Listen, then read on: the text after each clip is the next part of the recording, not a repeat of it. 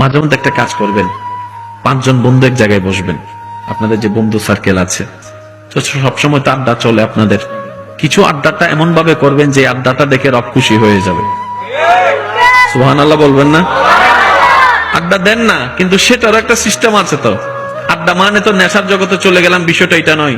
আড্ডা দেওয়ার মানে তো অন্য মেয়ের নিয়ে কথা বলা, এটা তো আড্ডা নয়। 5 জন বন্ধু এক জায়গায় বসে আপনারা একটা বলবেন যে চল আজকে একটা খেলা খেলি। কি খেলা? তোরা 7 জনে আমার 7টা দোষ বলবি।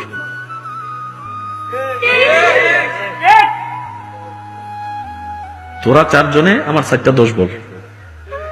আজকে আমি রাগ করবো না, আজকে আমি শিখবো। কারণ নিজের দোষ নিজের চোখে পড়ে না, অন্যের চোখে পড়ে। তাহলে আজকে আমি তোদের চোখে আমি নিজেকে একটু দেখবো। কারণ বাহিরের মানুষ আমার দোষ ধরলে আমার ইজ্জতে লাগবে, আমার বন্ধু যদি আমার দোষ ধরে সেটা আমার ইজ্জতে লাগবে না। আমি নিজের শুধরানোর রাস্তাটা নিজেই খুঁজে বের করতে পারবো। বলেন না সুবহানাল্লাহ। এবার 4 জন মিলে আপনার 4টা দোষ ধরলো, আপনি 4টা লিখলেন অথবা ব্রেনে লিখলেন।